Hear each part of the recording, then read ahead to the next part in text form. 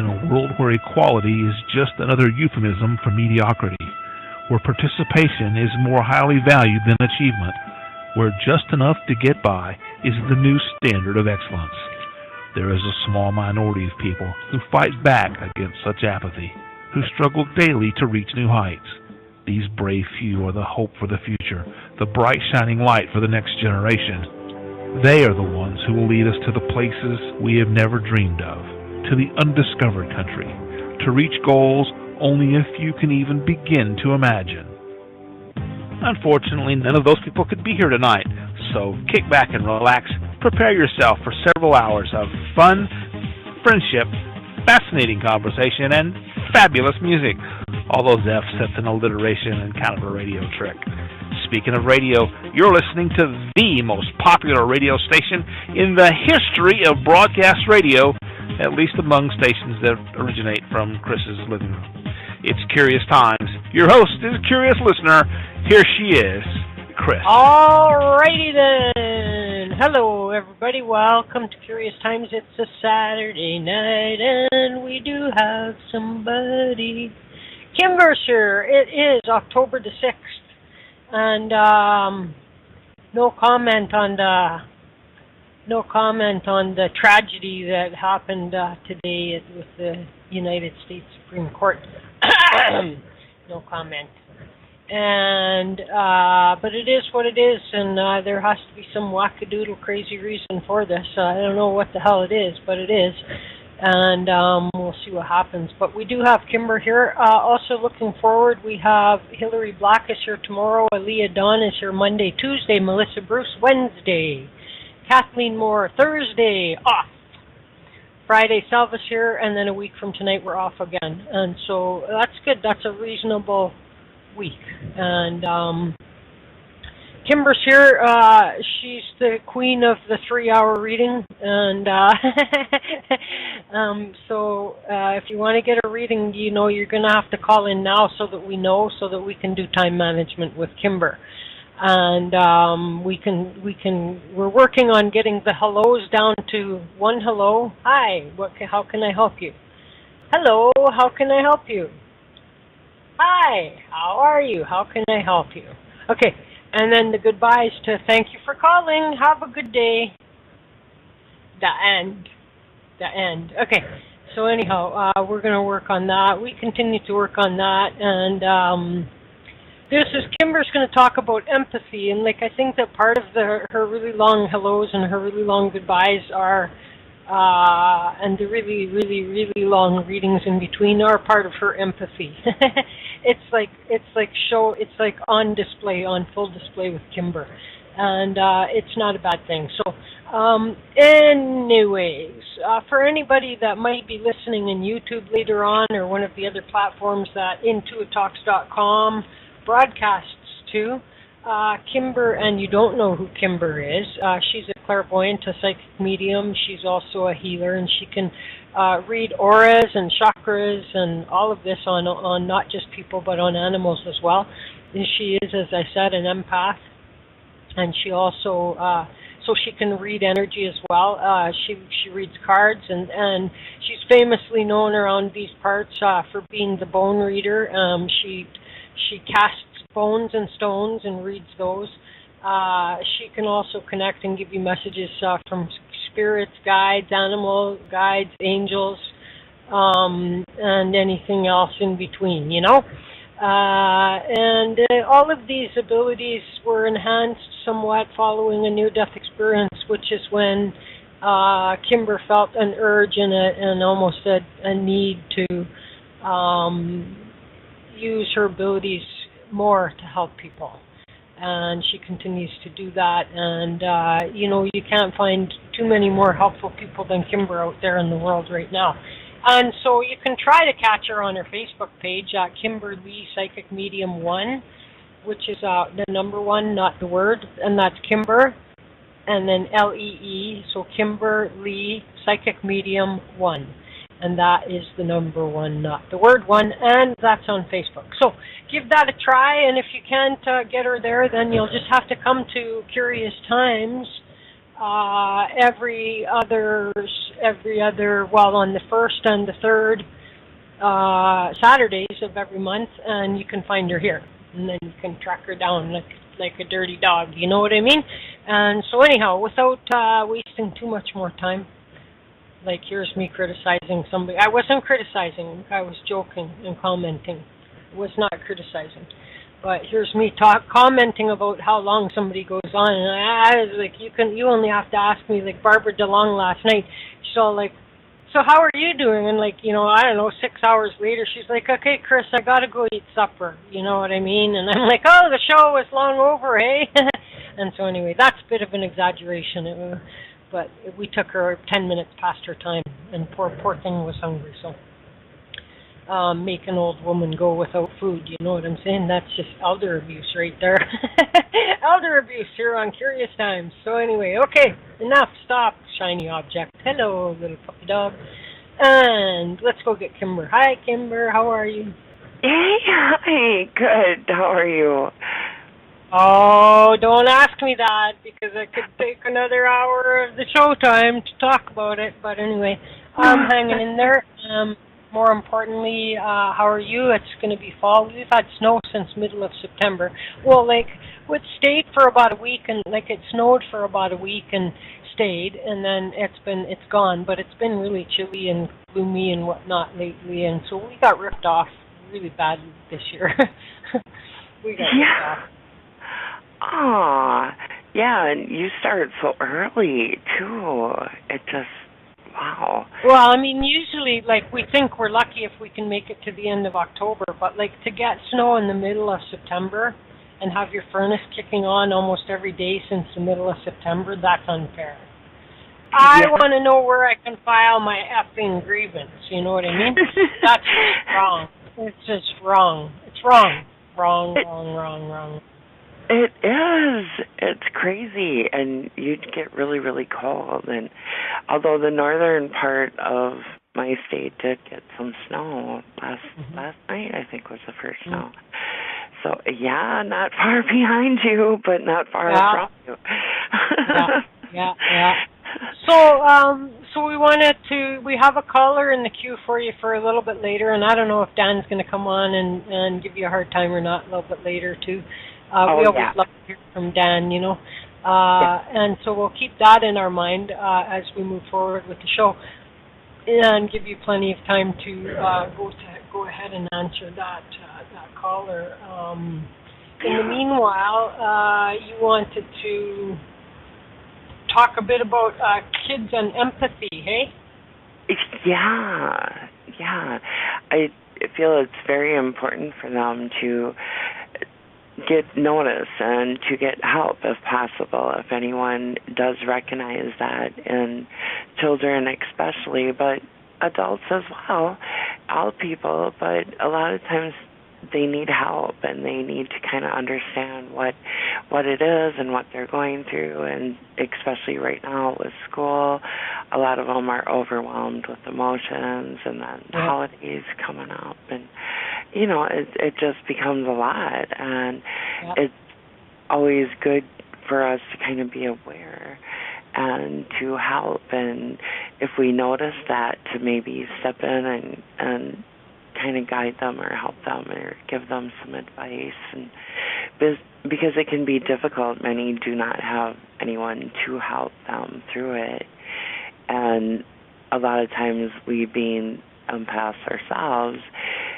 or sometimes even adults don't know as well, so it goes for everyone, but it's always good to step in and kind of help if they are open to that and want that and need that, and I feel a lot do, especially children. It can be a very stressful time, a hard time, and very difficult, and they don't understand the overwhelming emotions and some of the things that go along with it, and all the feelings and everything they're connecting with, and there's certain signs and different things to kind of recognize them, and you know, most of them are, well, they all are actually very intuitive and very connected with both people and animals, and very compassionate. A lot of them like to spend time alone and good listeners, and very deep emotions and kind of feel different, or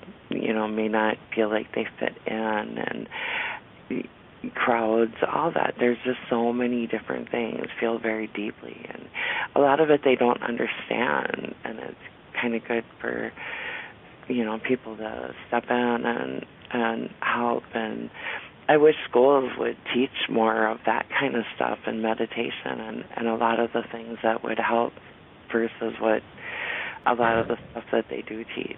It's, well, I mean, even if in the first place, it would take parents to to start to be able to identify if they have a child that's an empath, and then they can help. They can help any caregivers or school people, as to because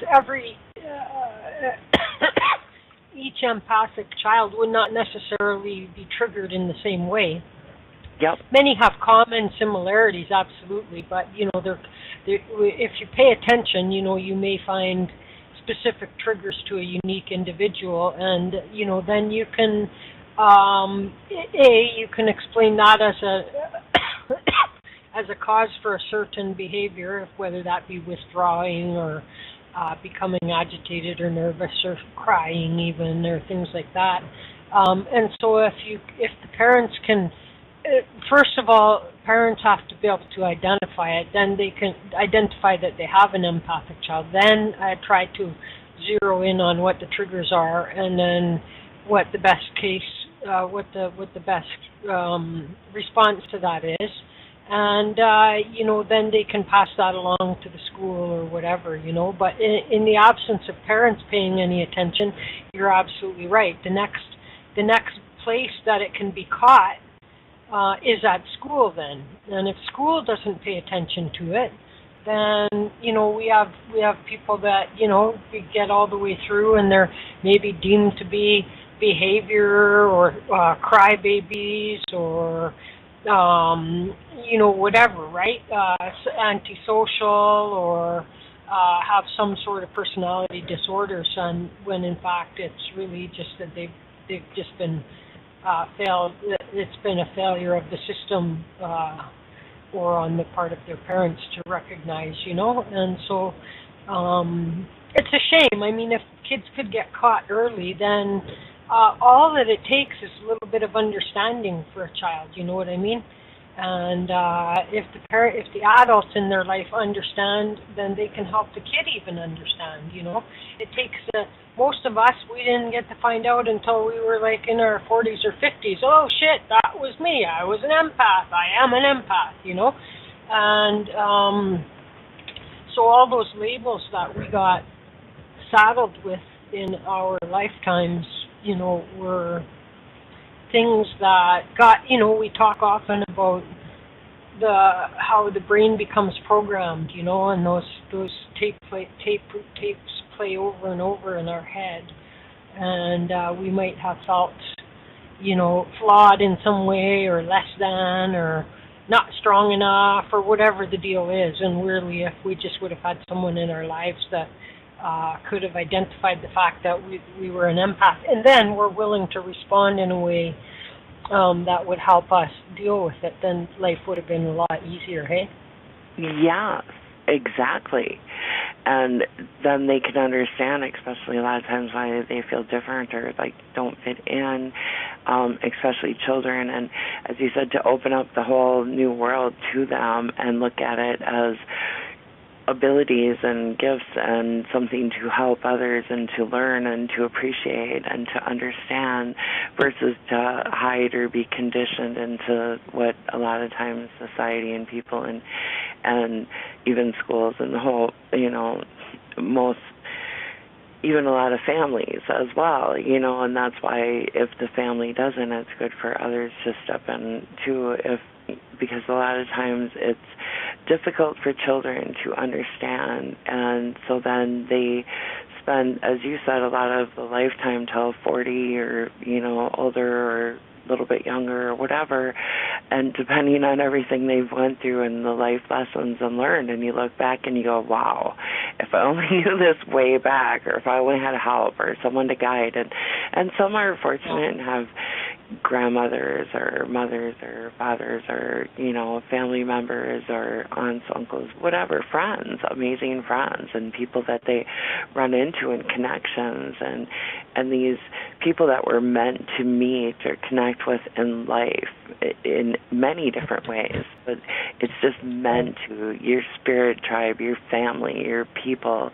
And that, I feel, is very important, and everyone learns from. But the younger, the better, and the more open-minded that they can connect with and be and understand, versus to, as you said, to have all the different emotions combined and the lack of support or help. And schools would be a wonderful thing, and if family is able to pay attention to that, and sometimes it may be one or more members of the family, and that is wonderful. But there's a lot that do not have ones in the family or really many friends to connect with, and kind of learn it on their own, which is okay, and you can do, and you do connect with people along the line. And there's a lot of just things inside, that we feel and we just know, and growing up. But I just think it's very important, and it's something that we all do is to teach and help others, and especially children. There are a lot of times that need, and they don't understand why they feel the way they are, or they're so highly sensitive or so emotional or so it's kind of an overactive in a way, like it's kind of an overactive like nervous system, and in a way some triggers are similar triggers that you would see in like somebody that's suffering from post-traumatic stress disorder or something. So like loud noises and things like this is like too overwhelming, for these kids. And so some kids would love to go to, a big football game or a big whatever stadium or whatever. It's like for an empath, like that's just way too overwhelming. And so then they get labeled as, well, you don't like sports, but it's not that at all. It's just that the environment in which it's happening and and then if it's particularly a kid that's, really being like, because part of the empath is also to sense and feel and absorb that which others around them are feeling and sensing. And so they're not only feeling and sensing their own shit, they're feeling and sensing all the shit that everybody else around them is. And so it's like way over the top for them, and so it becomes like so much, and where they might be, thought of as, like I said, like, oh, they don't like doing this, or they don't like being around people. They do like maybe being around people, but the problem is that there's there's these things that can trigger them that would like send them into a hyper nervous or anxious, anxiety-ridden moments, and it could take them a long time to chill down from that. Yes, exactly, and understand what's theirs and what's not. And as you said, whose shit is this? I mean, at times it can be like, oh no, and especially for children and younger ones that are trying to understand, and that they're picking up so many others, not just their own, and that the triggers, the busier places and things like that. And as you said, it's very similar to, and some of the things too, post-traumatic stress disorder and anxiety, and it can trigger off those things as well. And some do kind of want to escape and hide from like family gatherings or too much going on, too many busy places, and where others don't mind it and they like that, but yet some may prefer animals, nature, and plants, and even stuffed animals when they're little, and all that. You know. Well, and I mean, it goes even to for some. Well, first I want to back up and quickly say that there's two parts to it, which is to say you're exactly right, like helping the kids sort out like what is theirs and what is not theirs. But in the first place, who cares whose it is? It's all coming at them. So that's the first problem, is that it's all coming at them. Now later on, once we can start to, deal with parts of this with them, then we can start to get to, that headache that isn't really your head,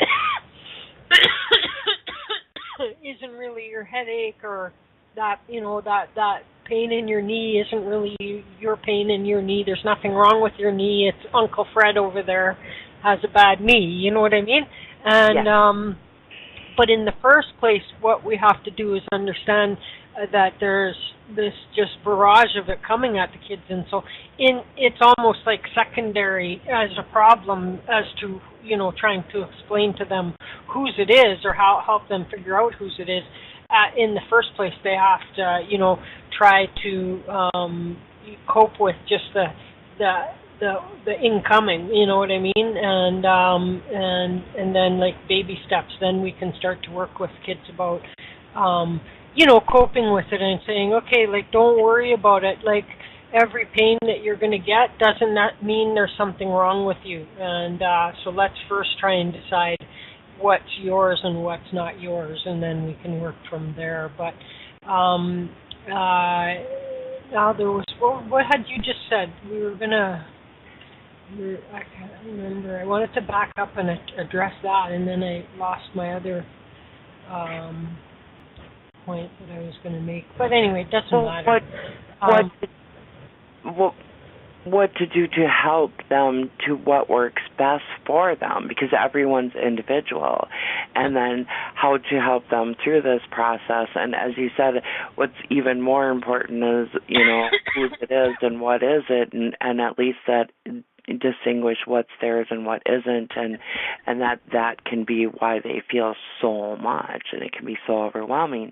But then what works for them as individual, there's no real right or wrong, or it has to be this way. It's what works for each person and each child or adult or whoever. Right, and what I was going to say is too, like that, like this also can try this. So we're talking about all the senses, right? And so everything that they can see, everything that they can hear, the stuff that they can feel, but then the stuff like the touch, right? And so this can also, if you have a kid who's really, really particular about like what kind of fabric will be on their skin, like they're not trying to be a clothing snob. That's another indicator right there that that there's a discomfort, you know what I mean? Like you could never put me in a turtleneck. Like if to put me in a turtleneck was the worst thing you could do, and there's certain fabrics that I just couldn't deal with, I also couldn't handle carpet on my feet, and so as a result, for almost on the first 30 some odd years of my life, like I was always with socks on, you know what I mean? Yeah. Now I have a hardwood floor now, and so now I don't have to worry about socks. But like I couldn't handle the feeling of, especially because back in those days, like a lot of shag carpet and stuff like that. Like I just couldn't handle that on my. Like I couldn't explain why, but I just couldn't handle it on my. I just couldn't handle it, and so so if your kid is that doesn't feel good, I don't like that, like they might not even be able to tell you that that's, not comfortable on them or something, you know what I mean? But they're really not trying to be a difficult kid. It's like, if your kid doesn't, and anyway, besides empath or no empath, like if your kid doesn't want to wear something, really don't force them to wear stuff your kid doesn't want to wear. It's also further traumatizing to them. You know what I mean? Yeah. Like, I don't get it, forcing children to, like they're sitting there in the store telling you, I don't like that, they're crying when they're like, they're trying it on and they're crying, and then you're going to buy it and make them wear it every week. You know what I mean? And yeah. like, what, like, pay attention, pay attention. Jesus.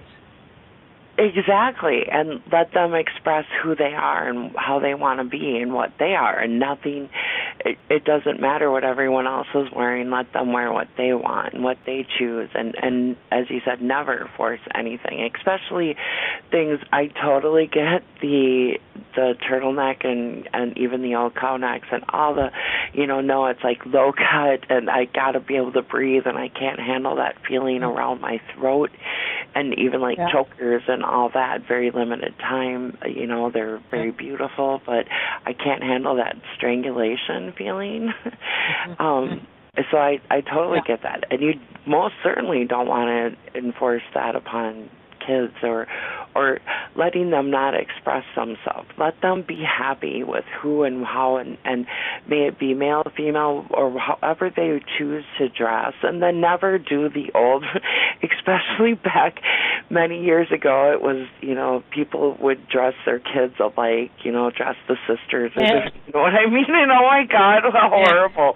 That is just awful, like the Brady Bunch and just, crap like that. Just, oh my God, traumatizing just to see it on TV, much less to have to live through that, Well, I remember too, we had this Italian family that lived next door to us, and oh my God, there were these like terrible polyester dresses that were like very scratchy on me anyway, so that they really made my skin crawl in the first place.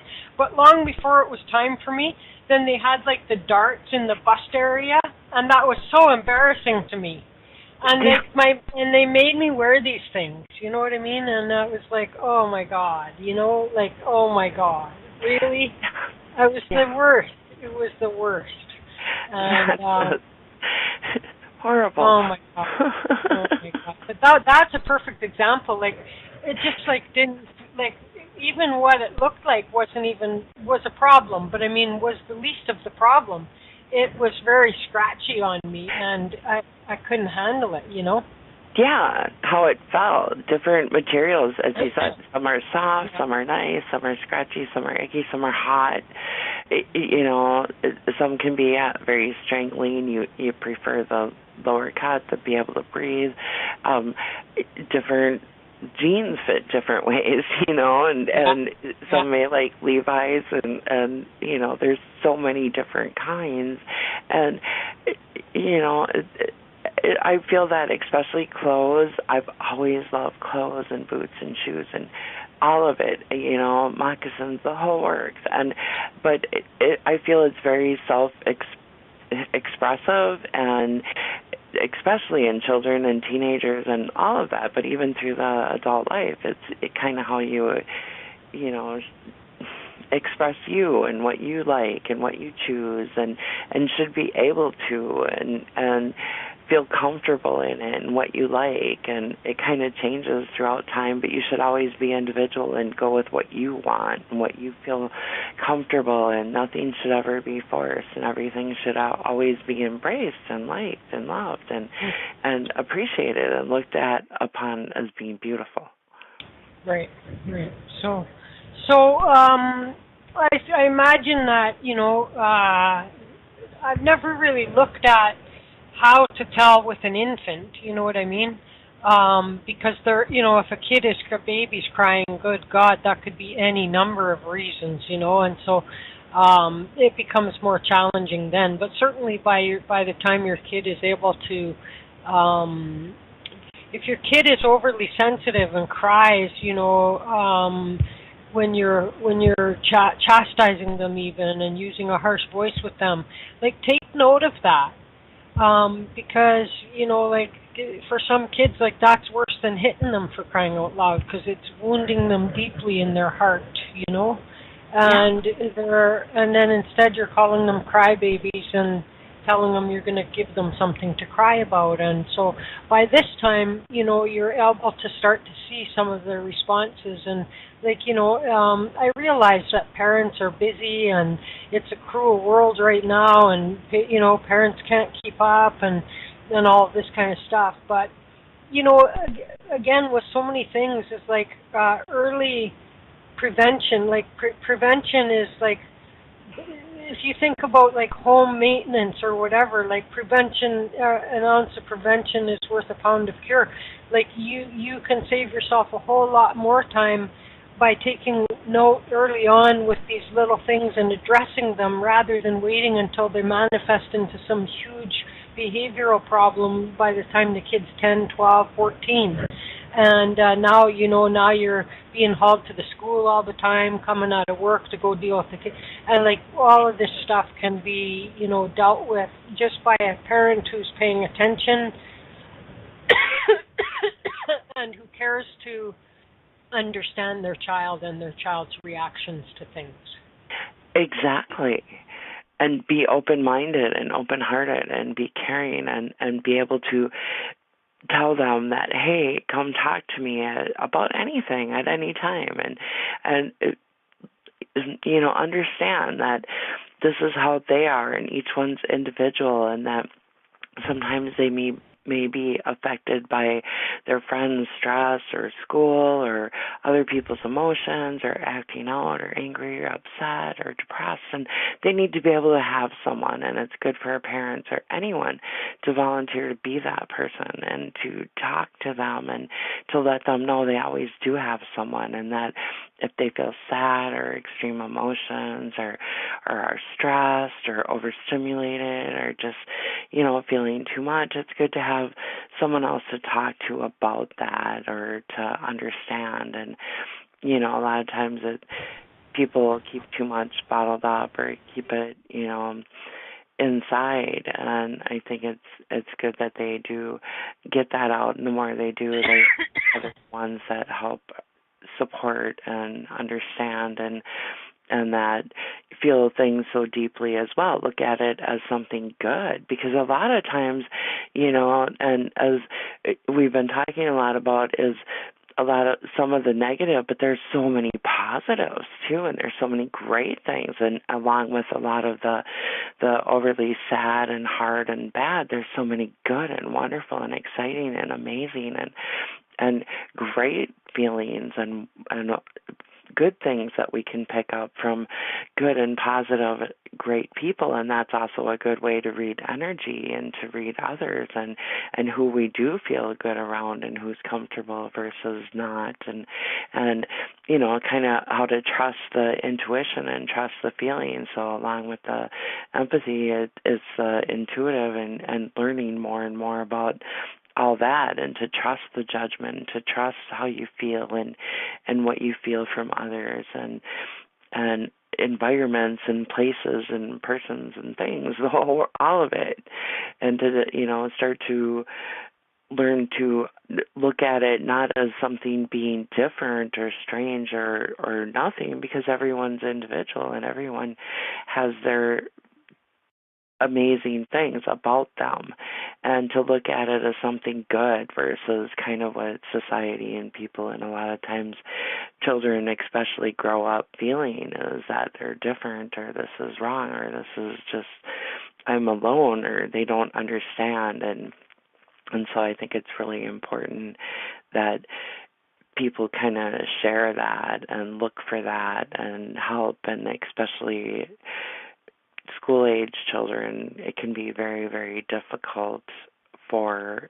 and I feel a lot of times many have it throughout their life, and very young people, they suppress it, or they kind of make it go away, or they don't embrace it, or they look at it as something negative versus positive. And I think that if they just have some doors open and some supportive people in their life and people they can learn from and and open up to and talk to, and then find others as well, that it just helps and it makes a huge difference. And it's kind of sad and hard, like you mentioned earlier, and I see so often, and with, all of us, a lot of times it's 30, 40, 50, and we look back and go, wow, if things could have been so much easier, or so much different, or if I only would have, or if I only knew, and, so it's good that we all kind of share and help. Yeah. Okay, well, if anybody else has anything they want to talk about with respect to empaths and kids and that, we can do that if you want to call in and comment on it at all. In the meanwhile, we're going to have a song break, and then we're going to take that caller, and then we'll be free to do whatever, and we may go a bit early if we have no other action going on. So let's go ahead and do that. And we'll play a song so Kimber can. Okay, Kimber, I'm going to go ahead and mute Kimber. Beep. Okay, and so now Kimber's muted. And let's see, what should I get? Let's get physical. Let us get, I'm going to go with, here.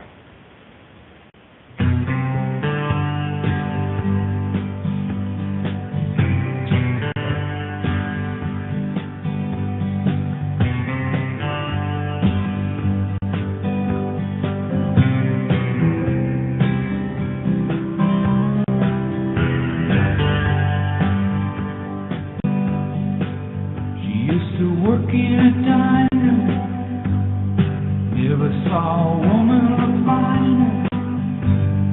I used to order just to watch her float across the floor. She grew up in a small town, never put her roots down. Daddy always kept moving, so she did too. Somewhere on a desert highway, she rides the Harley Davidson, her long blonde hair flying in the wind. She's been running half her life, the chrome and steel she rides, colliding with her variation.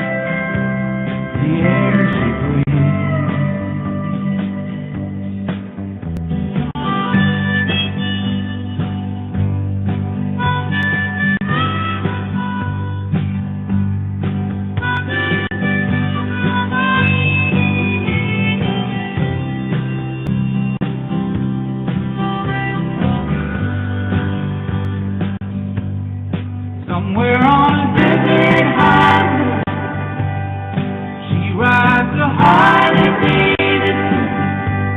Her long blonde hair flying in the wind. She's been running happily like the chrome and steel she rides, colliding with the very air she breathes. The air she breathes.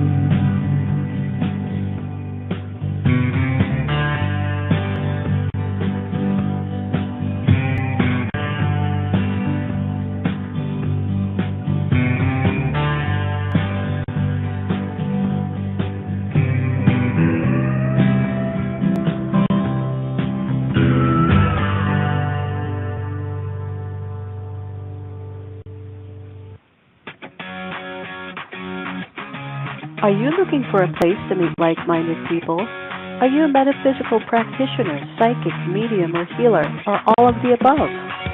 We've got a place for you. IntuiTalks.com. Join for free, listen to spiritual radio shows, get a free website, watch and participate in classes, and so much more. Join the old spirituals all on the One Roof Network, www.intuitalks.com. All right. All right, we're back. Welcome back. Thank you for hanging in there, everybody. We're going to get Kimber back on, and then we're going to take Adriana's call. And then if Dan wants to come and give Kimber a hard time, he has our permission to do so.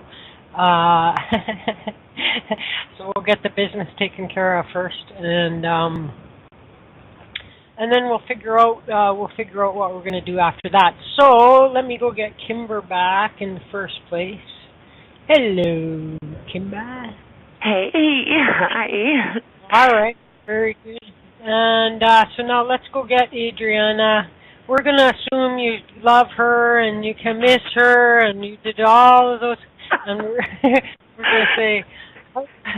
going to practice saying, hello, Adriana, how can I help you today? And crickets and all, yep. Okay, let's go get Adriana. Hello, Adriana. How can we help you?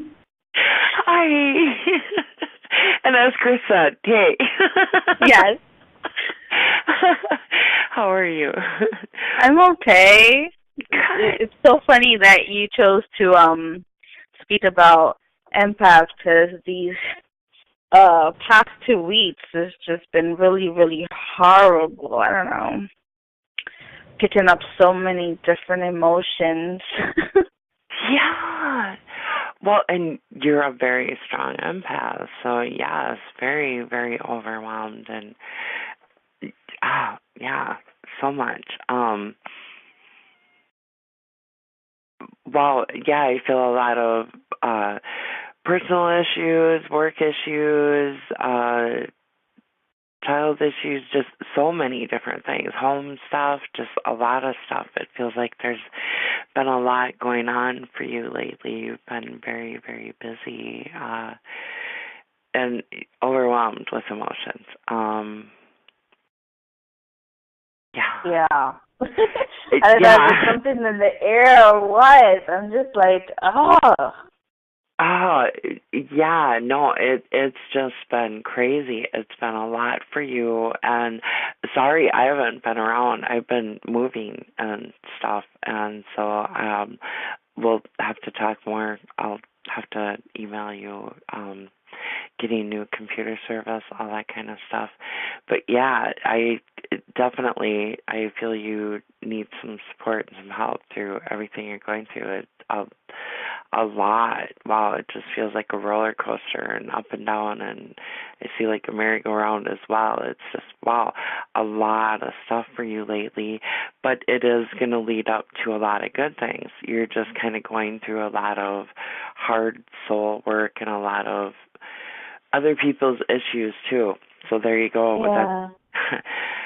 You're dealing with so many others' issues and other ones that are inflicting a lot of stuff into your life and onto your life. Mm-hmm. Don't take it personal. I see that. Don't take it personal. there's some I feel you're like, yeah, right, I'm feeling very personal. So I feel that as well from you right now. And no, and you're like, oh, okay, no, but don't. It's not about you. It's about them.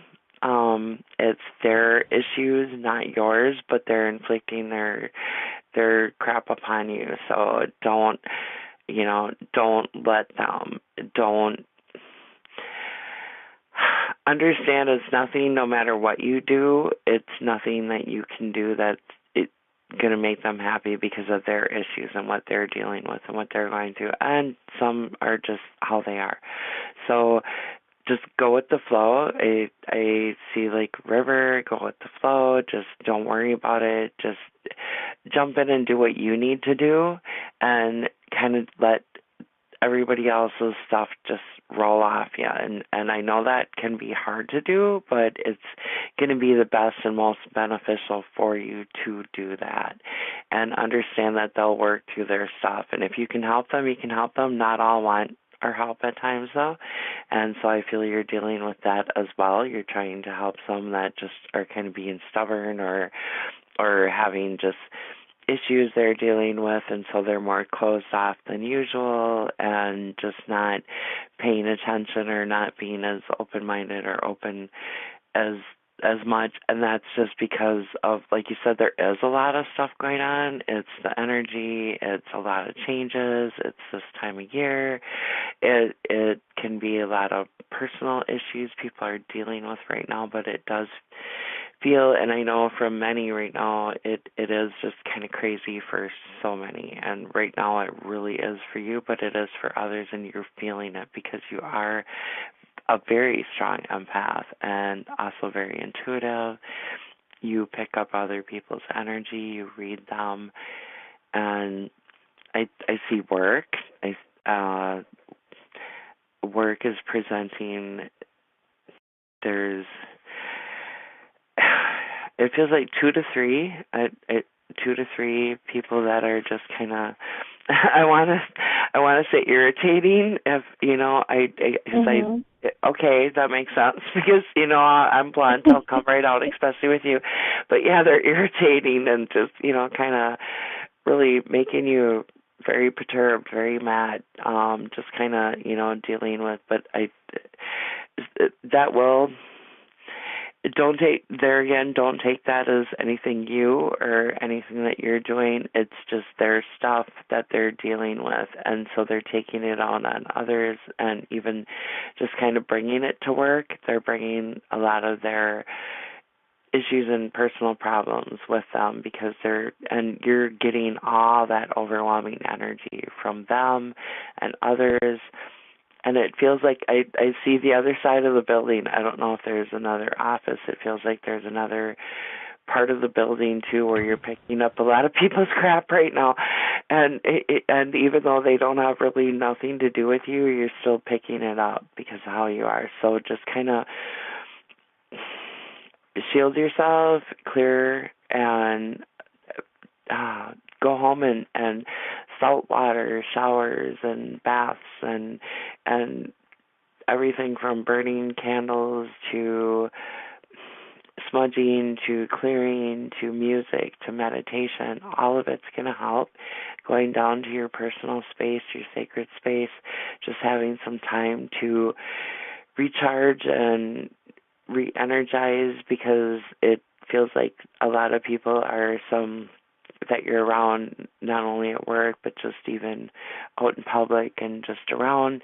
And it's not that, not all deliberately. There are some that, are kind of energy seekers and they will kind of do that, but there's some that just are unaware of it, or it's just certain environments, or it's just everything's energy. And so you pick it up, good, bad, all of it. And it's good to clear then, and it's good to figure out what's going to work for you to do that.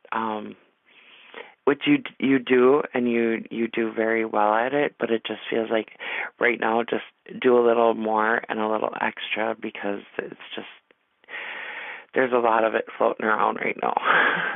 Yeah, there is. And I'm trying to focus, I'm on this mindset of, losing weight. I did that test you told me to do, and the results came back fine, which is good. Good.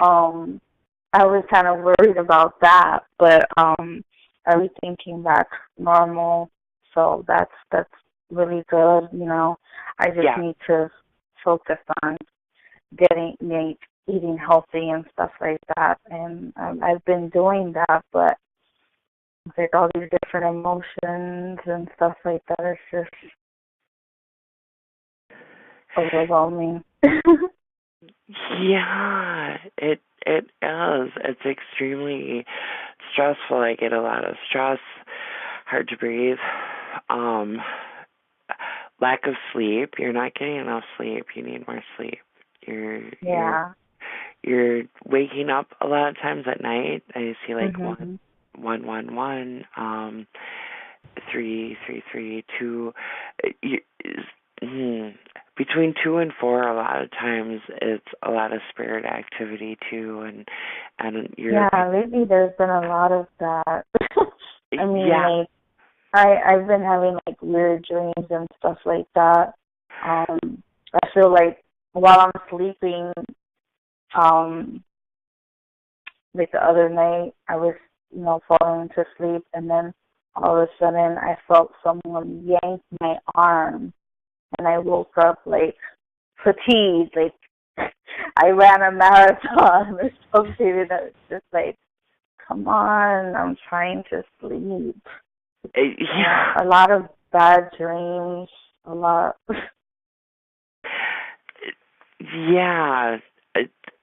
You're getting a lot of messages, but you're also getting some negativity and some, as you said, some bad dreams, some hard, difficult things that sometimes some of the dreams may have different meanings than what they're presenting themselves as. They can have alternative meanings. Try to write them down. Keep a notepad by your bed, and then when you have these dreams, if you can quick take notes, because a lot of times we may forget. A few minutes go by and it's like, oh, you know, when you first wake up, it's fresh, it's there, but not always, because sometimes we may not remember, but sometimes, and it's good too, if you do, quick jot down them, even if it's just a few words or whatever, because then that'll kind of make you, the few words, then you'll go, oh yeah, and you'll remember the rest of the sentence or the rest of the message or whatever. And even if it doesn't make too much sense now, it may down the line. And as I even see deja vu, some of that is going to happen as well if it hasn't already, where you feel like, wow, I've already seen this, or I've already been through this, or I've already, you know what deja vu is, right?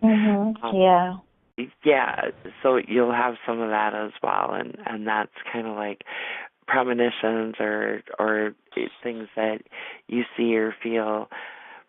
So kind of pay attention to some of that too, and then you're getting the spirit messages, and as you said, you feel them and physically feel them, and you'll feel the touches, the pull of the hair, the pull of the hand or the arm or even the leg, and just to kind of let you know, hey, I'm here, the touch on the shoulder, the breath, you'll hear, feel whispers, sometimes even heartbeat.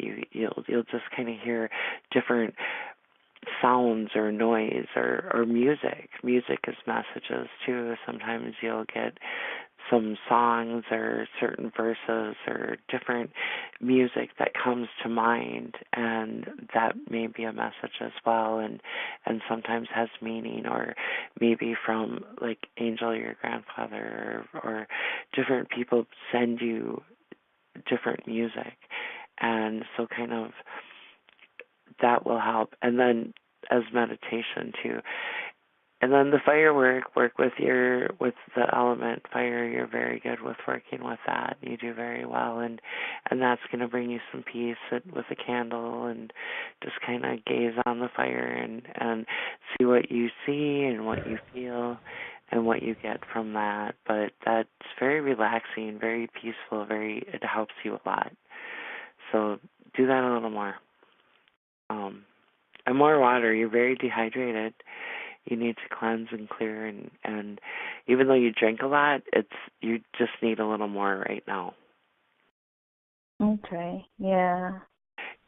You're doing very good with the eating well and the exercise and all that. Stress. I keep seeing stress. Too much stress. Oh. The deep breathing meditation and because I keep getting really hard for you to breathe right now, and that just feels like you just have too much on you. So try to do some breathing exercises and relaxation, and when you get a chance to get to yourself, because you're very, very busy, but when you get that chance, do some deep breathing, get some lungs in your lungs, but also deep in your stomach, and just get that air in. That will be very helpful, very clearing, and some nature time. Watch for yeah. Watch for the butterflies. They bring you messages. Questions. I feel you have questions. Go ahead, questions. Do you have anything? No, there's just so much to catch up on, but I know time is limited, so it's okay. Well, and yeah, it's just good to talk to you. But yeah, I don't know. Hey, I have a question for you. I wanted to ask you. You went and you saw Kathleen at not career fair. Where am I? At a psychic fair or something like that. Yeah. So, how did you get a chance to talk with her and hang out with her a bit, or? Yeah. She was really busy, and we spoke for about 15 minutes. Oh, that's good. Yeah. So she was doing awesome. She had a lot of people. I think it's cool when people can, meet these people that they know from the radio, from online or whatever. That is. Yeah, it's really cool. Awesome. Sorry that I interrupted you, but I meant to ask. No, you're fine. I haven't had a chance to touch base with Kathleen either, really. And so anyway, okay, good. And so, when are you going to start doing these kind of things, Kimber? When you should be doing psychic fairs? Yes. I plan on it definitely, and I have already have done some. But yeah, I look forward to more, and I think that's great. She had told me that she met Kathleen before, and that she is amazing. Kathleen is very, very sweet, and she's awesome. Yeah. And I think that's great that she did meet her and got some great information from her, a wonderful reading. And yeah, they are so much fun. I love to go to them as well, and holistic fairs. But yeah, do them, and I plan on doing more. I'm in the process of moving and getting a lot of stuff ready for this fall and this winter, but come spring, they tend to be a lot more popular around here. Is like spring and through summer, some in the fall, slows down a little bit in the winter, but love them. Holistic fairs, the psychic fairs, the bookstores, all that kind of stuff, classes, courses, all that are good, and then powwows as well. Them are awesome. And yeah. Love them too, but yeah, I can't wait. Do some stuff over the winter, but winter's fun too, and that's coming up really quick. Yeah, too quick. Yeah, great. Way too quick. September too quick. It is. I know. I can't believe that it's already October, and I know. I hope I lose 40 pounds by December. Yeah, Well, you're doing awesome, and it's a great time right now with the holidays, and there's just so much, and being very active, and all the apple cider vinegar, all the different herbs and spices, the food is medicine, the lemon water, lots and lots of water, flushing, cleansing, all that, and at a lot of them places too.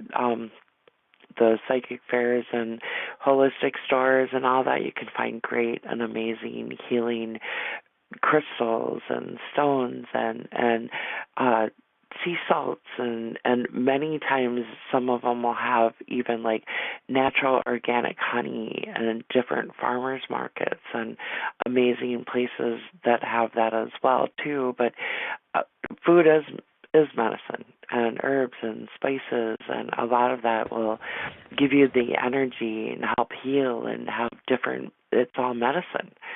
And so that helps, and that's going to help you, especially in the next few months, to prepare your body and to get healthy and happy and get ready for winter and all of that. And you just feel so much better, and it's amazing what all that, a little bit here and a little bit there, and how all that helps so much versus how so many, like even with the empaths get labeled, oh, here ADHD or this or that, and take drugs for this, and they do that with even babies and children and teenagers and adults, and it's just sad, all the stuff that they say, here, take this, or label, as Chris was saying earlier too, about they label this or this or this, may it be anxiety or depression or ADHD or many different things, when actually it's just being a child or just being an empath or just being a person that has feelings and has thoughts and a lot of times people get labeled all those different things because of society and because people don't consider it normal or whatever, when it is. There's, what's really normal and what's really, and being hyperactive or what, used to be normal when years ago, now they say it's all this stuff that you need all this medication, which you don't. It's being just, people or kids or having extra energy or having abilities that they don't understand or just being a kid, and they get all this medications and so it's good to stay away from all that and go with the healthy and the alternative and as much as possible and and you're learning so much. You've been kind of exploring different things and what works for you, because everyone has different needs or different things, that conditions or different health requirements for the different medicines, the different foods. And so we kind of go through and figure out what works for us. And you've been doing a wonderful job with all that, not only with you, but with your family as well. And even teaching Jade and all that. So you're doing very, very well. And you're going to have a lot of fun with a lot of baking and a lot of making things and through the holidays and creating things and finding what's healthy and what's good and all this amazing stuff. And because it can be a lot of fun, and you put so much love into it, because it's so important that we put love into everything we eat and drink and make and give to others and to ourselves. That's very important, and you do that. And so that too, it not only makes it better, it tastes better, it's good for everyone, but love is very important, and you put that into all of what you do, and so you start to see more and more the health results and of not only you but also the family. So you're doing very well. The energy, that's also the change of the season, the weather, just kind of, you've been overwhelmed with a lot of stuff and working really hard. So I do feel drained. I feel a lot of you need a little more sleep, and just a lot of kind of burning the candle at both ends. I see you've just been kind of working, and not only work, but personal work and work around the house, and so get a little more you time. You know, I'm feeling you need more you time, and yeah, I'm just being shown that that's gonna help kind of recharge and give you some more energy. So this month is a little more draining, but come November and December, it's going to be a little more fulfilling and a little more enjoyment and a little less demanding. So it is going to get a little bit better and just be less stressed.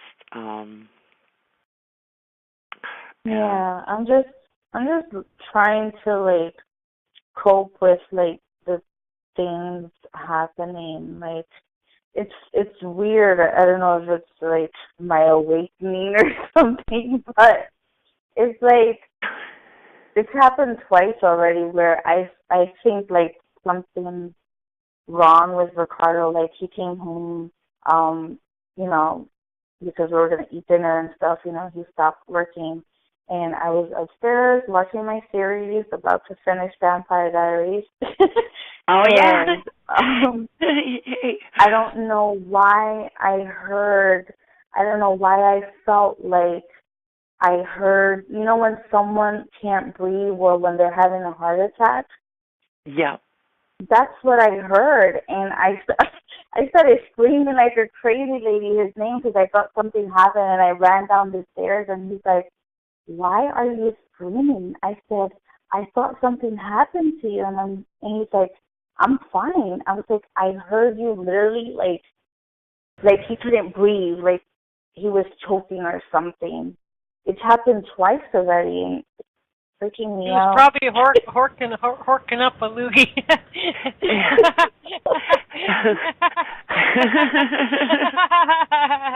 Yeah.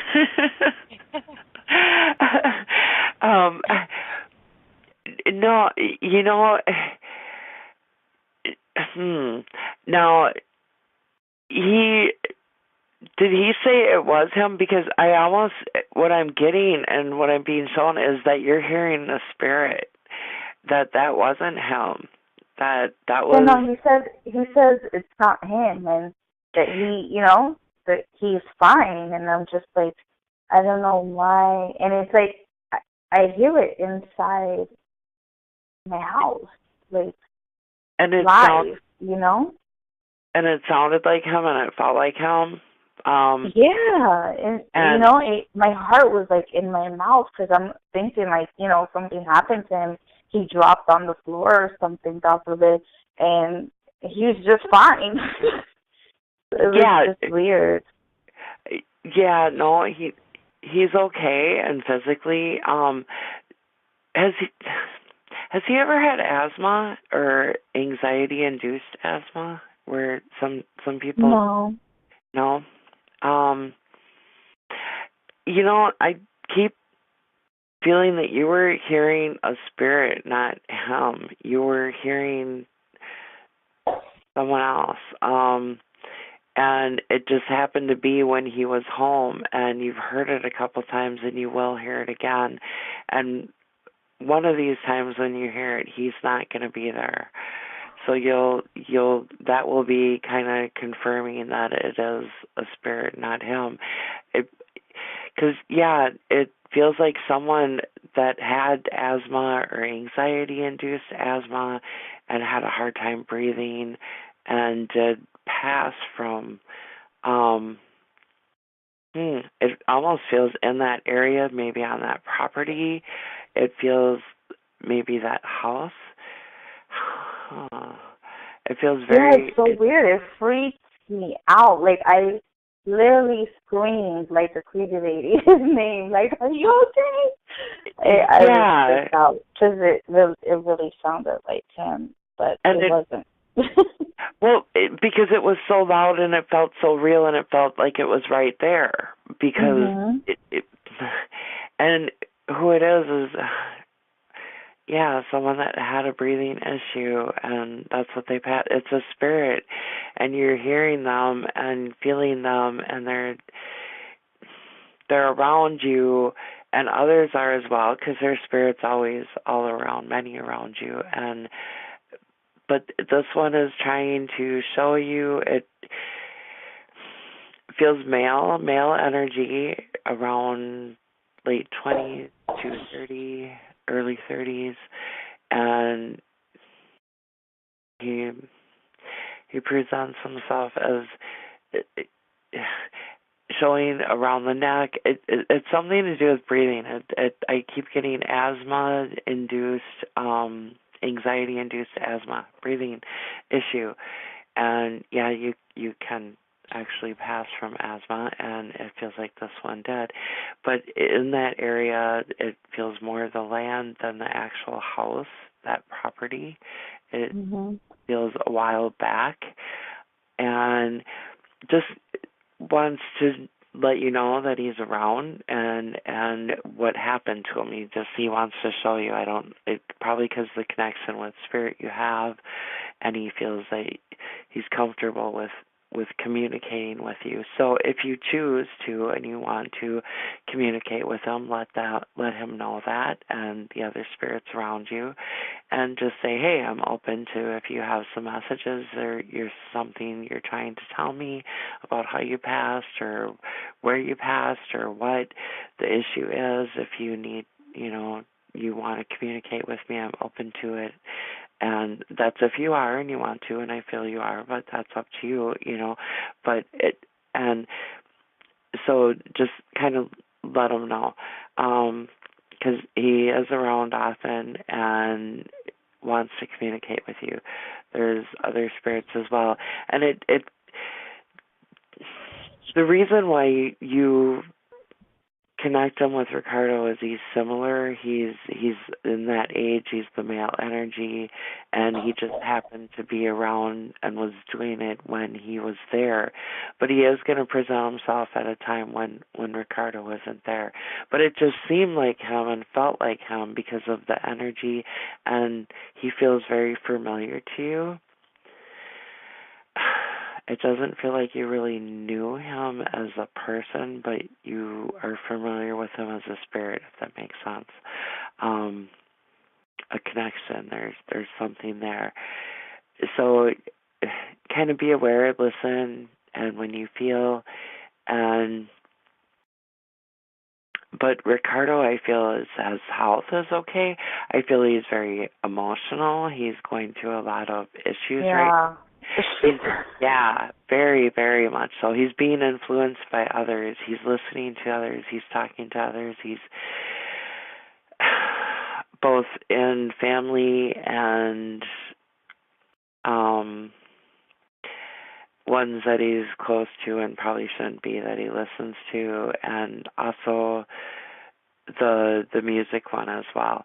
So he's very overwhelmed with many people and their energy and all their stuff. He's kind of confused right now. He's not sure. I see him kind of looking down the different roads. He sees several different paths, 3, 4, mainly 3 that he's trying to pick from.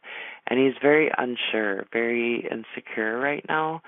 And I get he's taking that out on others. He's taking that out on you. He's taking that out on others. And I don't mean that in a bad way. I mean it in an overwhelming way, in that it's how sometimes some people can do that if they're dealing with maybe health issues, or they're dealing with a lot of personal issues, or just too much stuff. And it may be everything from them not feeling well, them being short with you or others, or kind of crabby, or some people say pissy or whatever. It's just kind of different ways, and it's not, don't take it personal. It's not about you, it's about what they're going through. And so sometimes they'll kind of be a certain way, and it may be very hard not to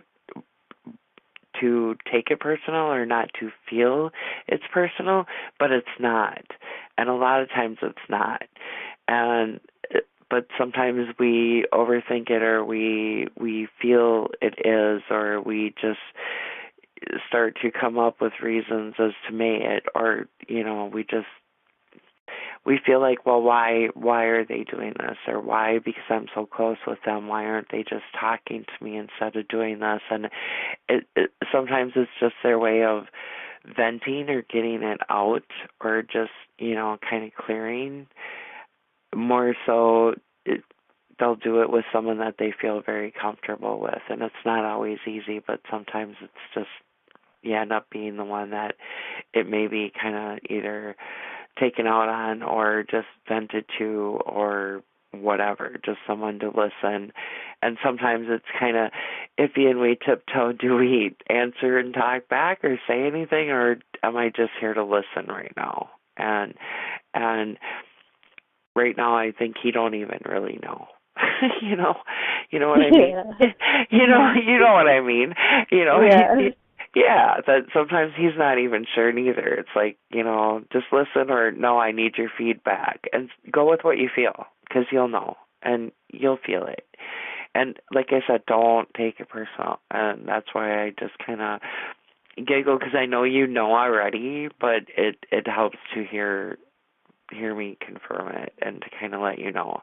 And I definitely will help you, because you really are going through way so much, so you need some extra time and some support and some help. And I'm, like I said, I'm in the process of moving and everything, and so I've kind of been not on, and so I need to check all my stuff, and then I had issues with the stupid, I don't know what it was, all the Facebook breach or whatever it was with security, and my stuff kept getting logged out, and then all of a sudden it would log back in by itself.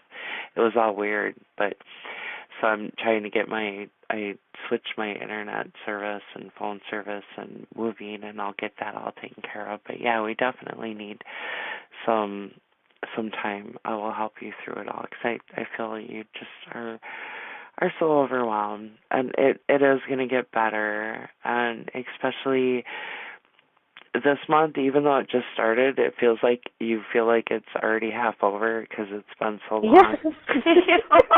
I keep thinking it's like the third week of October, and it's like, okay, November, where are you? You're ready. And and it does. It feels like already it's been 3 weeks when it's just been one, but it feels, I so get that. I completely pick that up and get that with you, and it is. It's going to go better, and the rest of the month will get easier, and then come November is going to be good, and December is going to be awesome, and the new year, and it's going to bring so many different things. And sometimes we have to kind of go through the storm to get the rainbow and to get the sun, and you just have been through the storm, and you're on the end of it. You're almost through it. You're getting there. Don't worry, I'll help you through. Okay, hang on. Okay, so Jackie's there, and there's another one at 302. I don't know who. Okay. I don't know. There's a 210 and a 302. So there's still 2 callers here to go, and there's less than a half an hour. So, so yes. So she says goodbye, and she misses you. And after she's moved, she'll touch base with you. And love you, Chris. And take good care. Okay. Okay, Adriana, thanks. Have a good night. All right, peace out. Bye. Okay. So let's go do 210. And whoever this is, she loves you and she misses you and she cares and how can she help you? Yes. Okay, hi 210. 210. Oh, this is Pearl. Pearl. Hey, Pearl. Okay. Are you just listening, or what are you doing? Whatever works. That's fine. Well, I mean, do you want a reading or no? Because we can move on if you want. If you're not calling for a reading. Okay, sure. Okay. Okay, so ask a question because we're limited on time. Okay, so are you doing mediumship or just questions? Whichever you need, whatever you would like, I can do either. Or actually, I have a question. Is sure. Kind of a curious thing lately is that my father's my father's brother is the only living relative left, and I feel as though he's kept secrets in the family. And can you tell me about what, if you can see any of those regarding my dad that he knows about? Yeah. Now, this is your father's brother, okay, and there is secrets. There are some things that he is keeping personal, some things he's keeping to himself and quiet. And something that also comes up is, was there an inheritance? Was there some money involved when that he was in, maybe was he in charge of your father's Yes. inheritance? Okay, because yes. that's what it is. Then that's what I'm seeing, because there's something in connection with he was in charge of your father's inheritance, and there's some things I'm seeing jewelry. There's like a jewelry box. I see like a purple stone or purple amethyst. There's several different pieces of personal jewelry that he has or has kept that maybe I feel should go to you, that your father intended to go to you. Other personal things I see in some boxes. There's personal items that I feel that your father, also a ledger, a book. There's something that he wrote, a journal. I'm seeing things. His bedroom, that he went through the bedroom, and there's some personal items that maybe you want to ask him or talk to him about, or that will eventually be handed down to you, because there's some things that were meant to be yours and for you. And now secrets, I see family. I see family secrets. I also see money from the inheritance. Do you feel that you were fairly treated? I mean, this may be getting personal, and if this is too personal, we can talk about it elsewhere, in a private, if you want. But no, I was not treated fairly. Because I received nothing, and I knew about things that were supposed to be passed to me, and I received nothing. Yes. Okay, because I'm getting that you were treated very unfairly, that there are things that were meant that you were to get, and I do feel that he kept a lot of things that he really rightfully didn't have a right to or shouldn't have, but because he was in charge, he was executor of the will. Mm-hmm. But you may want to... He never gave you a personal copy or actual exactly. You didn't get to see everything in writing as to what. So I feel that he kind of took advantage of his position as being executor and kind of took a lot of things that he shouldn't have. And that, you were meant to get some things that you never received, and some of it is, I see money, I see cash, I see jewelry, and not just jewelry some of it was worth not only money, but also worth personal and love, and meant a lot to your father that he wanted passed down to you. Now I'm seeing, do you have a sister? Is there a sister or another female in here? May it be an ex-wife or a sister or someone, another female that got some of the inheritance, maybe? Not that I'm aware. That's a curious thing. Somebody's popped up. That's two times you said curious today. Yeah, yay! I'm on the right channel. Yes, you are. You're picking it up. Yay. Because you're feeling that now, because Trust your gut. Trust your instinct. You're not getting treated fairly. There is a female. Now, this female does the one... Can I ask a question? Yes, of course. So this female I just recently learned about. So did she receive inheritance that I didn't get, and that's why he's not telling me about this female? It feels there's something up there. And now, this may be someone that he's with or someone that he has a relationship with. It almost feels maybe either romantically or like a daughter type, if that makes sense. Huh. Well, that would be his wife. They were together. His wife? Yeah. I yeah, thought romantic. It almost feels there is someone else as well, that there's more than one. Is there two? Because it does feel like there is another female energy that did receive some things that... Because I keep getting rightfully yours, but you didn't get nothing. Now that's not right. That's not what your father intended. You never got to see an actual copy of the will, did you? I actually, my brother ordered one for me.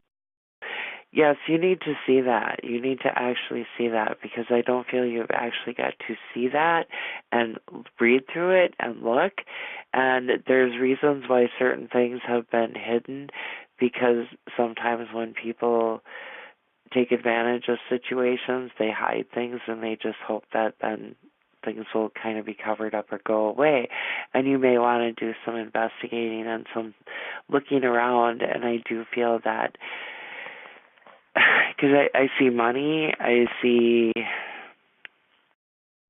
can't, if it's stocks or stocks, bonds, or some kind of investment, there's something there. And then jewelry, I see jewelry. And the jewelry, it's not, because yes, it is worth money, but also it's more worth what it meant for him and for you to have it. He didn't just want you to have nothing. He wanted you to have stuff. And I feel that there's some hidden agenda. There's some, I'll come right out and say it, being taken advantage of, or just being misinformed or misled, or just not totally informed. And sometimes if we don't ask or pursue or kind of investigate on our own, time will pass, things will be covered up, things go away. And I feel that's kind of what they're hoping, or what is kind of expected. But if you kind of look or dig in deeper, I'm being shown dig in deeper, look into things, get a copy of it, of the will, and see what's there. And I'm also being shown, as I said, a journal, a book, could be a diary, but it feels more like a journal. He journaled his thoughts, but it feels like he had wrote a book, was writing a book. I don't feel it was finished. Maybe something that either you may be interested in finding and finishing, or just reading, or just seeing it, because there's a lot of personal things. Some pictures too. You didn't even really get any pictures. You didn't get really anything, and that's not right. So try to see if you can even get some pictures, a few personal things. And as I said, things aren't always about money. I'm so not about money. I'm more about the, the personal things. Although I do feel there is some money for you as well. There was and should be, but it's also the personal effects and the things that are passed down. Everything's energy, and his energy, and the things that he wanted you to have and that were special to him. So look into that and try to find and get a copy of the will, because you most definitely should see that. My brother ordered the copy of the will, and I do have it. I did Okay. look through of it. So my father passed away before my grandmother did. Uh-huh. And when my father passed away, my my uncle immediately had her rewrite the will to exclude my father, so that the heirs would be excluded, meaning me. And so everything was supposed to go to him when she died. But there are things in there, land and some other things, that I'm kind of curious about that probably should have been passed down with rights and things to me. Yeah. 'Cause I feel things weren't divided up fairly and equally, and yes, property, so that makes sense, some land. And now, as you said, wrote out, because I did pick that up earlier, that some people were actually wrote out. Now that was deceitful, and that was deceiving, and that was something that, as you said, was kind of after he passed, and things changed hands, and some people kind of take advantage of that and of the money, and they look at it in all the wrong ways, and they do some things like that, kind of cover up. So that's really unfortunate that there are people that will actually take advantage of that and will write out. Now, that is something that can get very technical, because if people have actually done that, now if it can be shown that he wasn't in a right state, or that when that was done, it was done maliciously or in a bad way or in a wrong way, sometimes that can be proved or can be shown, but other times it can be unfortunate. And there are certain things that if people are actually wrote out, it's very unfair, and that does make it harder to fight. Not impossible. You still can fight, especially if there are assets or there are property or things, but it does make it much harder.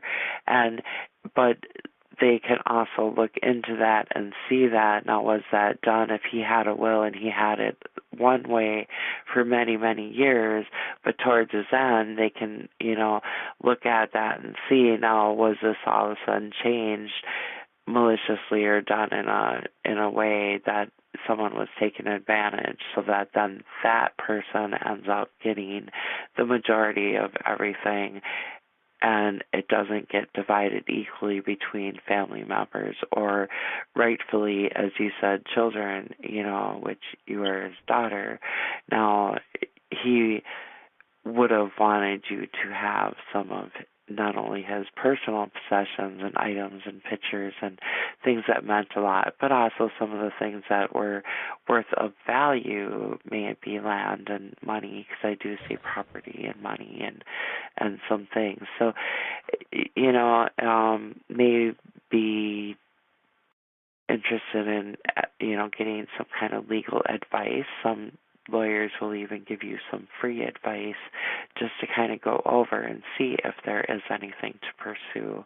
And if you do have a copy of the will, which, yes, then take that and see if you can get an attorney to maybe meet with you or to give you a free consultation, or a, small charge for a consultation to look through it and let you know if you do have any grounds to be able to do something about that, because I do feel there's things that were covered up and things that were misled or misleading, or, just kind of changed in ways that shouldn't have. So, and as I said, I get the two female energies, the one in particular, and I do feel that they ended up with some of the stuff where it wasn't fairly divided between you and rightful heirs. So, that can be kind of a hard and difficult situation, but there are people that can help to figure that out, and attorneys, and maybe worth investigating, and also even question about, because I keep seeing jewelry. There's some pieces that were meant, and I see something blue, and like a blue stone, There's like do you remember the old cameo necklaces?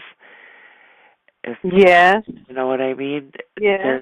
Because I keep seeing one of those, and it looks like a ivory cameo on a beautiful stone. But yeah, there's some jewelry and then a ring. But yeah, there's some jewelry that you may want to check into, see, and question some things.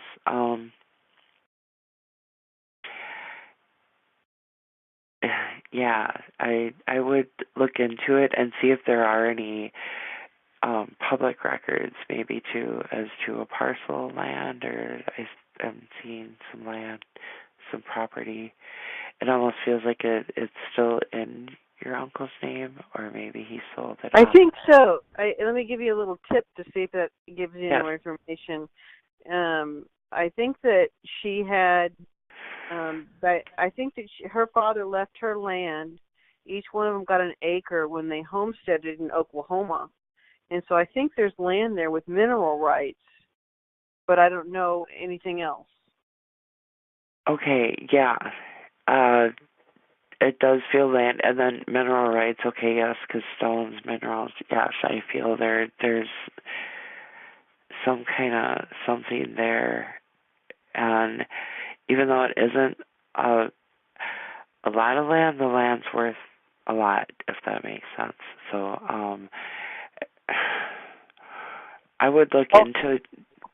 All it takes is one oil well. Yeah, I would. I would look into public records because if you can check into some of that, because it does feel like there was some property that should have went to you that went to others. So you may want to check into that and find out and look into the public records and as to what, and it'll tell you what was either sold or given, or what was inherited, what was passed through whose hands. And I keep seeing that your uncle still has some in his name, and some should maybe even be transferred into yours. You may want to. I think he would just lie, and then every time I've ever asked him anything, he stonewalled me. So yeah.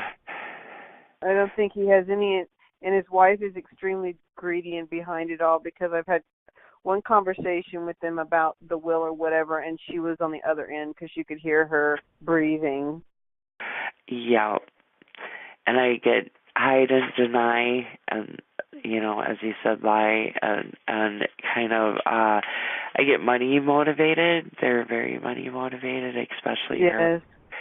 And she does not want to part with it, but I also see legal counsel. I see that it appears to be a male attorney, and that he will give you pro bono advice, some free advice. He'll help you kind of answer some questions to at least ease your mind, rest some thoughts, because I feel that this has really been something that not only recently, but is something that has kind of been through your thoughts. It bothers you a lot. It feels like unfinished business. Mm-hmm. Yeah, and not only for you, but also for even your father's spirit. It's kind of unfinished business. It's something that needs and feels that wants to be looked into and should be, and that you do have a right. Now, even though having the right, and that being said, not always is the right thing always done, or the right things always come about how they should.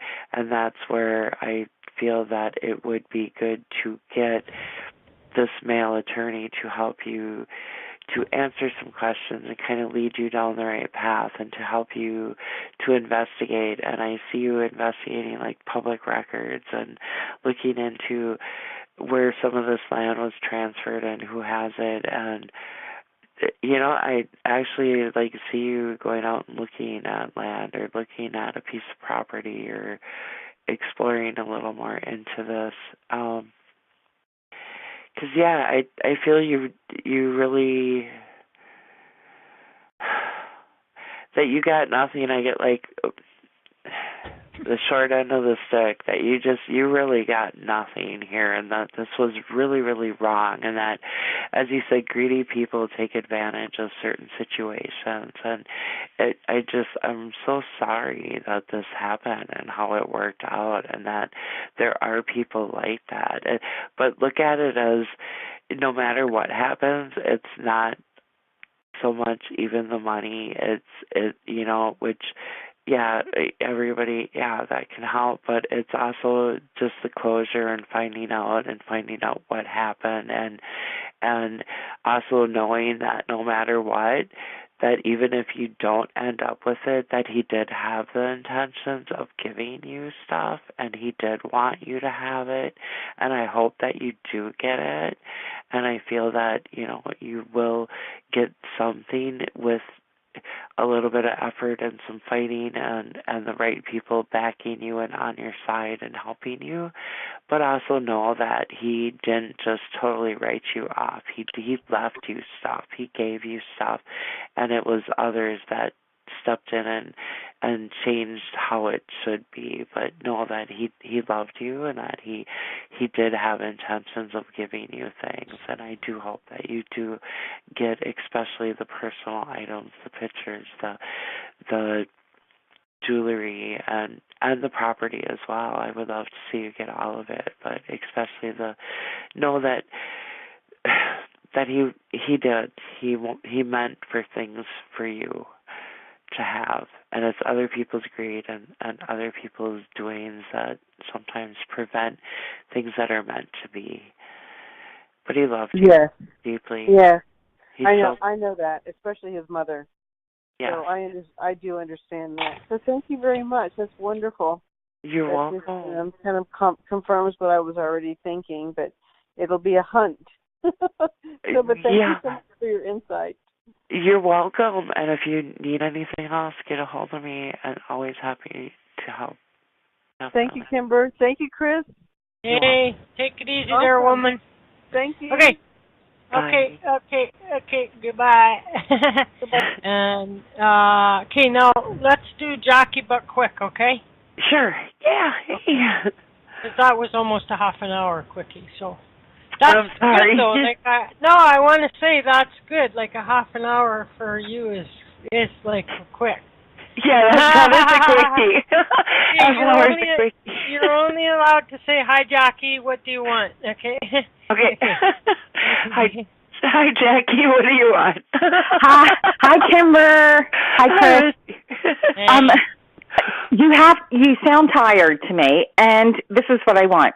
I want to know when I'm going to get a damn job. I swear to God, my interview suit could stand up and walk around by itself. Oh, maybe you need to get a different interview suit, different color. No, because I can't afford it. I understand. Okay. Just answer that as succinctly as you can. Yes. Okay. I know you have been trying for jobs and trying very hard, and the right one is going to happen. And I know that you have, right now I feel like three part-time ones. Is it still? Yeah, and last week I had 3 interviews, and I have one scheduled for next week. Okay, because, I keep seeing 3, and next week. Now that one feels like a very good one. It feels very positive. This is one that you've been waiting for a while.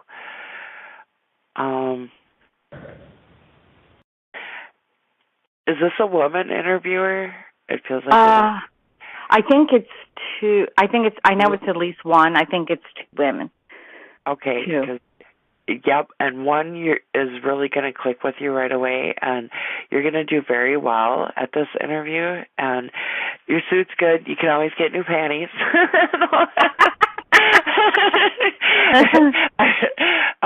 But some very nice shoes, heels, maybe some cute, really fun heels.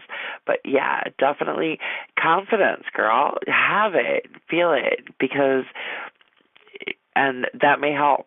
Just some little things and some special earrings or whatever. Just rock it. I feel you're going to go in there and just really let them have it and show your confidence and whatever it takes to get that and feel that extra special. Like Chris said, even if it is a new outfit, you don't have to spend a lot, but find something really that just makes you feel good and something, something different. And it actually, I think, might help. And now, as for go in there with the confidence, you're going to do very well. The women, too, the one you're really going to hit it off with. You will with both, but she's going to be very interested, very supportive. You're going to kind of spark her interest. She is very, not only with your experience and just your personality, but she's going to pick up on your energy. I feel a very good connection, and you'll know which one between the two right away. They're both good, but the one you're just going to feel more like, wow, I could really even hang out with her. She seems really good, really nice, and she's going to kind of help to not only make your interview go smoothly, but I feel that also gets you in. This feels like a November, December, and through the holidays. Now, is this a part-time going into full-time? No, I have a part-time counseling position that's really like less than 10 hours a week right now, but this is it's supposed to be a full-time job. Okay. These last 3. Okay, because I see you doing full-time. Maybe it's because you're in the part-time now and you're going into the full-time, because I see you changing into full-time by November and December, and through the holidays you're going to be doing the full-time. But I keep feeling that you're going to still do another part-time. Do you have intentions of still keeping another part-time as well? I do, yeah. I want the counseling job at night because it's for sexual assault survivors, and then I still want to teach jazzercise one night a week and have a full-time job. Perfect, yeah. 'Cause I do feel you're going to do it because you're Wonder Woman and you can do this. And you will be able to because, you not only are doing the full-time, but you are doing always your jazzercise. You do great at that. But also this part-time job, too. And it is very helpful. And you feel that you have to continue to do it, and you need to do it because you're helping so many. And it is something that you really do like, and that it is, you like helping. It's a difficult thing, what you deal with and what you do, but you're helping and you're making a difference.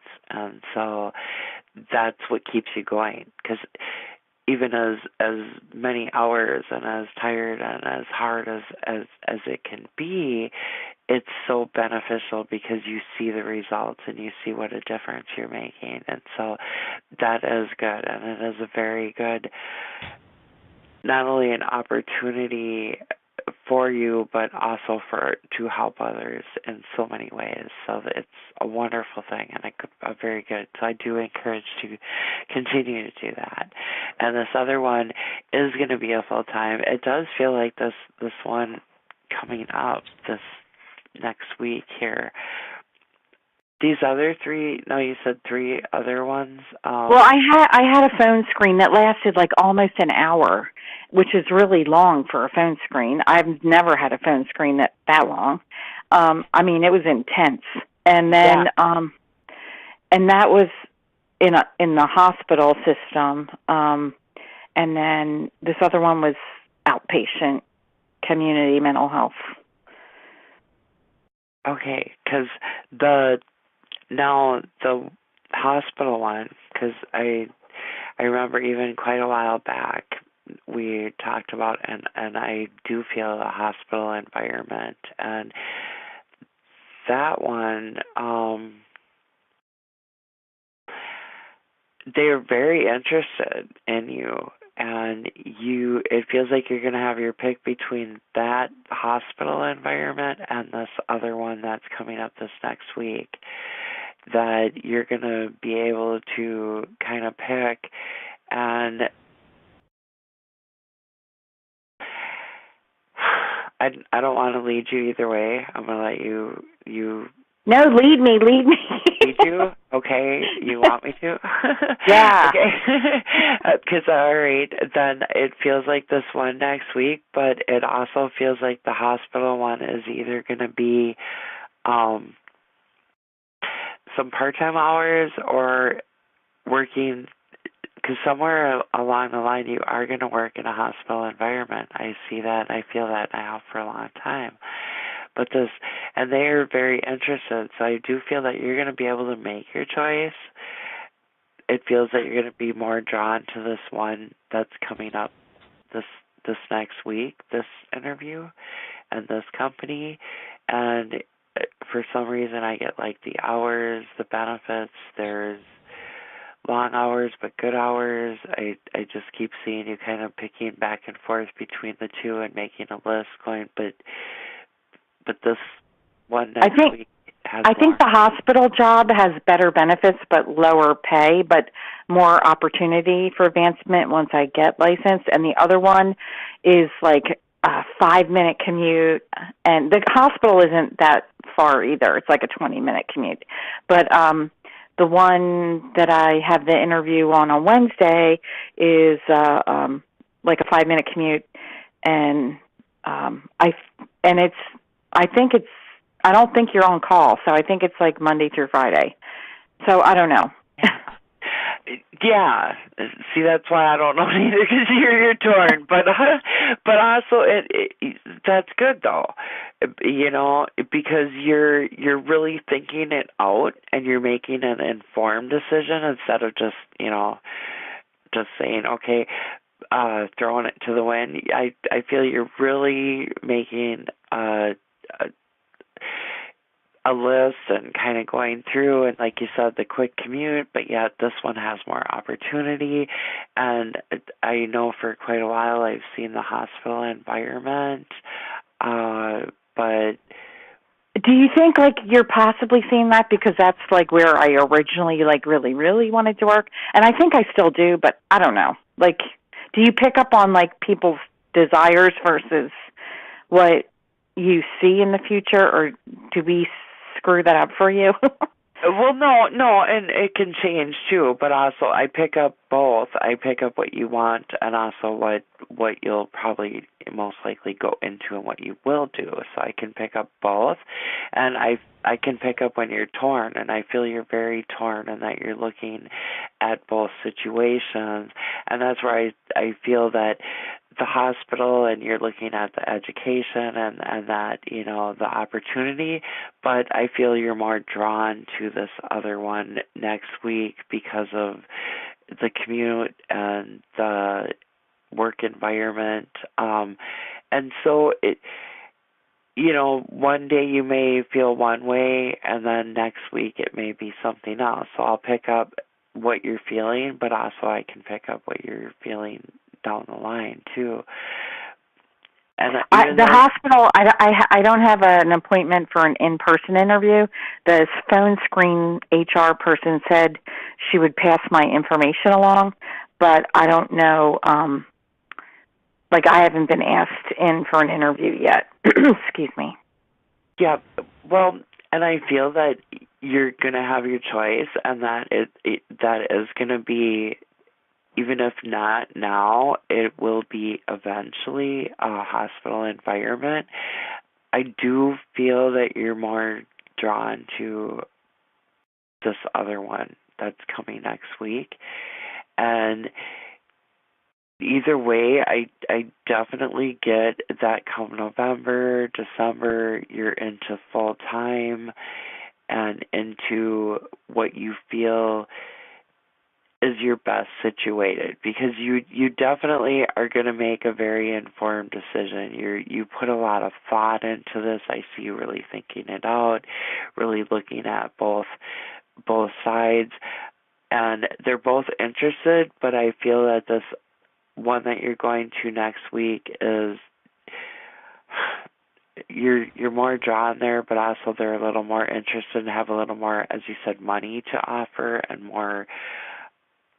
They have the opportunities as well. The other one is more of a educational and degree type, that kind of opportunities, but this other has more people and connections. And that's so funny. That's the name of the company, Connections. Okay, good, because I keep seeing Connections. That makes sense. Really? Yeah, that's why. Yeah, Connections. Okay, then that makes total sense. Yeah, because they do, and they actually have the connections and the mentors and the people and because I see the word connections, and so I feel that one's going to be the one. Like I said, I hate to, I usually leave it up, but you said, go with what yeah, and she had called me immediately and wanted me to come in.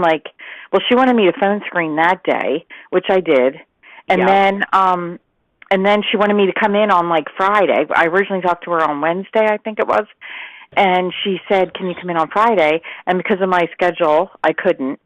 I mean, I could, but it was at 3:30 in the afternoon, and she said, "No, that's too late," and so she made it Wednesday of this week because it was the first day that I could make it in, or Wednesday for next week.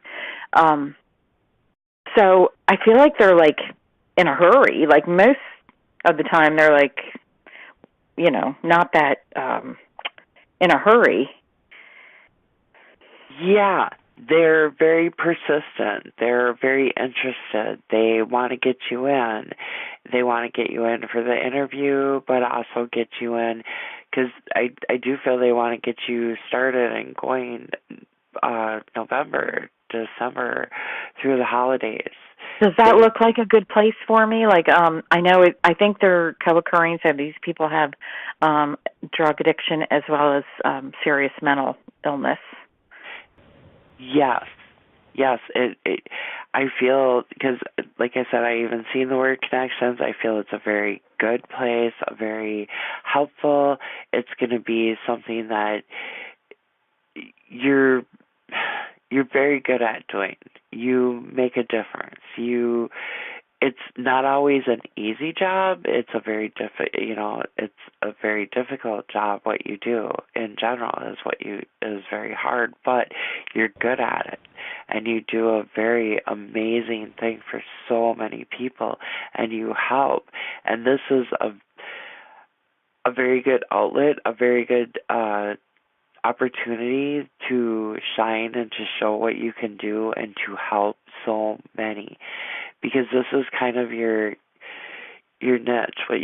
You're very good at working with people and getting them to open up and to express their feelings and to help work through their problems, and these are things that both the addiction and the counseling and the helping and the helping people work through it and understanding, because even right down to the empath and the intuitive and the knowing what each one needs and the feeling, but also helping some of them to understand some of that, because you know about it.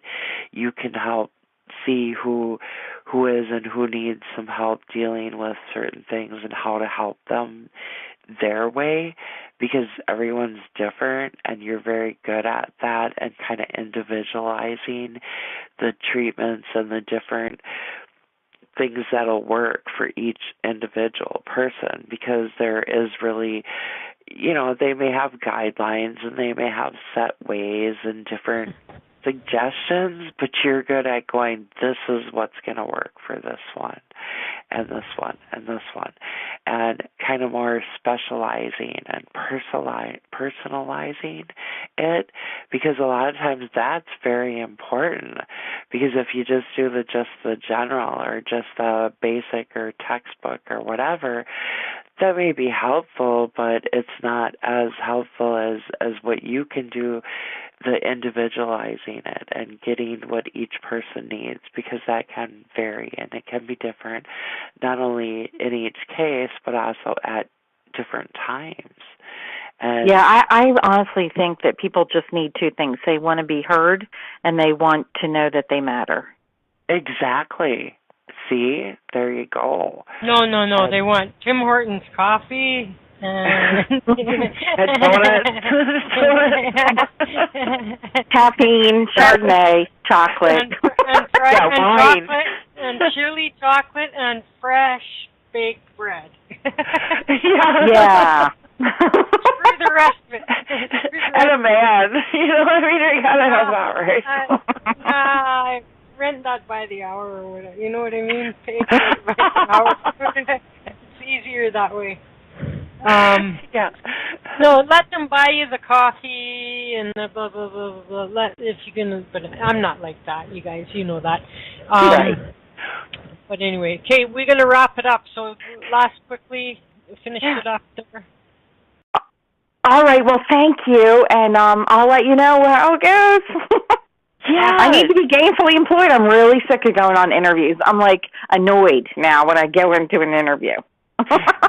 Yeah, no, it's coming, because you and each one has got you to this point, and it is. It's by the holidays you're going to be a very busy girl, and this one feels really, really good, and definitely we'll, like I said, we'll have to. Have you ever tried to follow up with any of these and find out what was I close? Was it something in how I conducted the interview? Or I have asked, and they're like, no, you were fine.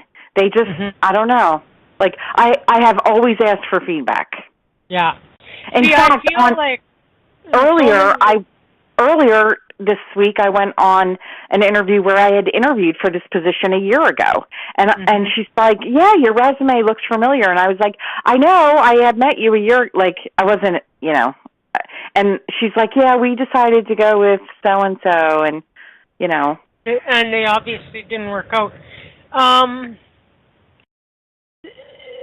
I don't know about you, but I'm getting more and more suspicious that, you know, we're suffering from some age discrimination. Yeah, and I don't look like, people tell me I don't look my age. Yeah. Well, but is there anything that's a tell on your interview? Like, are you going back to 1978 for your resume? Like, you know what I mean? When I worked at McDonald's. Like, how far back are you going on your resume? Well, it's maybe like 12 years. It's not like 15. It's not 20. How about school or college? Like, are you giving years of? I'm not giving graduation dates. I'm giving graduation dates for a master's degree because that was last year. But because it was recent. Yes. Yeah, I don't know how to overcome this. It's a real problem, you know what I mean? Yeah. And the only thing is, if you become convinced that that's part of it. But I'm not, because I'm not convinced it is. Okay. I'm in denial. It's working for me. Well, it's not working for you because you're still looking for a job. And like at some point, you know, if you're ready to throw caution to the wind, you might just wiggle in and just Google and see, you know, what if there's a tactful way of putting it. But like my mind is thinking like, you know, certain that you must have many younger candidates. However, you know, I bring to the position a level of maturity and wisdom and calm and capable decision making, you know, or something like that. You know what I mean? That would give them, like, I'm providing, and I'm from a less transient generation, you know, because these people now, like I said the other day, is like it costs an employer a lot of money to hire and train people, right? And they want people to hang around for a little while. And so, you know what I mean, is like, if you could give them any indication as to, you know, what are the, like, just Google it, like, what are the benefits of hiring an older employee versus a younger one, and see if you throw in a couple of those comments, like without making it obvious that that's what you're doing. Mm-hmm. See, because we're at a time in our life now where, for the first time for me, up until now, up until like the last 10 years, right? But I mean, is that anybody that was interviewing me was older than me. Now there's like it's going to never be the case where they're going to be older than me. Yeah, and, I mean, for me, like it's been about around my age. People interviewing me. I mean, more or less. Nice tactful way of putting it. Does everyone in your company hate older people, or is it just the hiring managers? But no, like, you know what I mean? Is there's got to be a subtle way, like even Google, like subtle way of here. Like let's just see here. Let's see what the Ascended Master Google will bring. Like subtle ways of addressing why employer should hire older employee. Okay, let's just see. Do you discriminate against older workers? Implicit age cues in resumes, right? Subtle effects on hiring discrimination, age discrimination in the workplace happening to people as young as. Should companies hire older workers? Not getting hired, maybe people think they're too old. These companies, how age-smart employers see the value of older. See, now here, how age-smart employers see the value of older.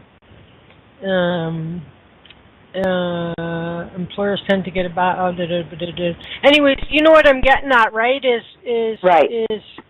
Google, like get and see if what you can work into your spiel, right? Yeah. Because like they can't and won't, like, unless they have like somebody ridiculously stupid. You know what I mean? They can't and they won't